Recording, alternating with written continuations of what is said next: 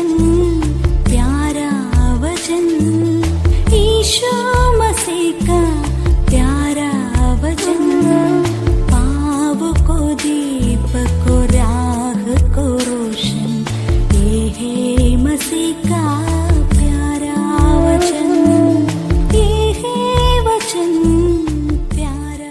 परमेश्वर के धन्य नाम की महिमा हो।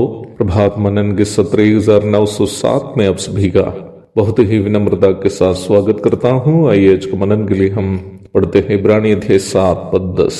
क्योंकि जिस समय मलकीसिदक ने उसके पिता से भेंट की, उस समय वह अपने पिता की देह में था।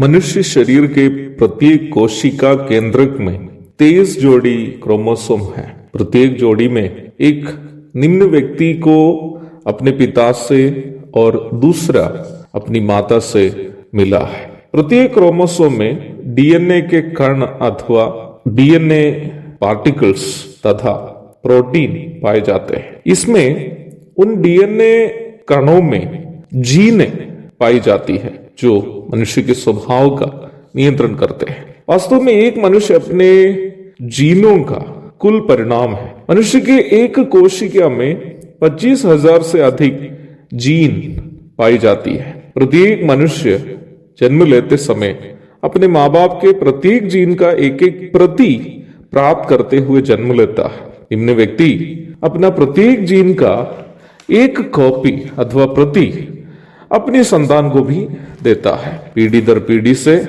यही प्रक्रिया होती आ रही है। इस प्रक्रिया में दादाजी और नाती पोते के बीच में केवल जीन्स के रिकॉम्बिनेशन अथवा पुनर्संयोजन नामक एक प्रक्रिया के द्वारा होने वाले परिवर्तन के अलावा अन्य कोई अंतर नहीं होता है। कहने का तात्पर्य यह है कि नाती पोते में जो भी जीनें पाई जाती हैं वे उनके दादा परदादाओं में भी पाई जाती थी।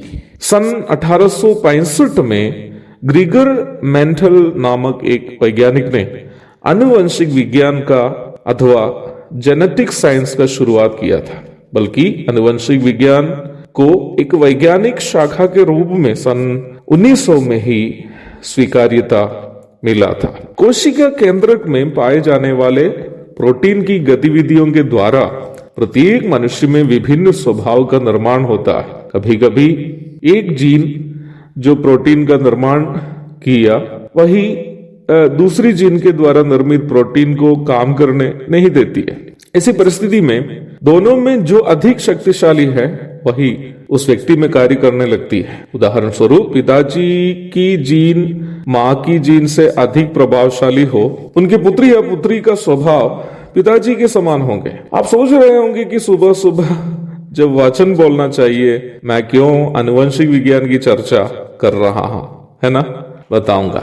जब इब्रानियों का लेख कहता है कि अब्राहम जब मलकीसिदक से मिला तो लेवी जो अब्राहम का बेटा, इसहाक का बेटा, याकूब का बेटा था, अर्थात लेवी जो अब्राहम का परपोता था, अब्राहम के शरीर में था, लेखक वही आनुवंशिक विज्ञान की चर्चा कर रहा है जिसकी चर्चा हम कर रहे थे। कहने का ये भी अर्थ है कि अब्राहम ने जो भी कार्य किया उन सभी कार्यों की जिम्मेदारी लेवी को भी है, क्योंकि लेवी में जो भी जीन्स है वे सभी उन्होंने अब्राहम से ही पाई है।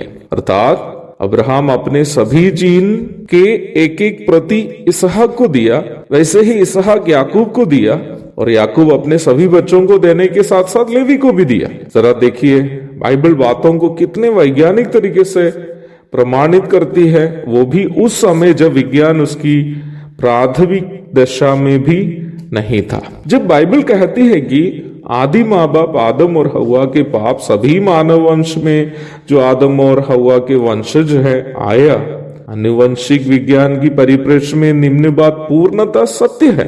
एक मनुष्य में लगभग 25,000 जीन पाई जाती है। म्यूटेशन के हिसाब से देखा जाए उस मनुष्य की अगली पीढ़ी की ओर बदलते समय लगभग 2 जीनें बदलने की संभावना है। मतलब एक व्यक्ति से उनके पुत्र की ओर जब रिकॉम्बिनेशन होता है मात्र 2 जीनें परिवर्तित हो जाता है। यदि ऐसी बात है तो आदम और वर्तमान पीढ़ी के लोगों के बीच लगभग 200 पीढ़ियों में मात्र 400 जीनों का ही परिवर्तन हुआ है, अर्थात मात्र 1.6%, 1.6%। इसका मतलब आदम में जो 25,000 जीनें थी उसमें से 24,600 जीन आज मेरे और आपके शरीर में है। यदि ऐसी बात है तो बाइबल का ये प्रस्ताव कि जब आदम ने पाप किया तो सभी मनुष्य पाप किया, कितना सही है। एक और शुभ दिन की धन्य कामनाओं के साथ आज का मनन में यह समाप्त करता हूँ। प्रभु आप सबको आशीष दे। आमीन।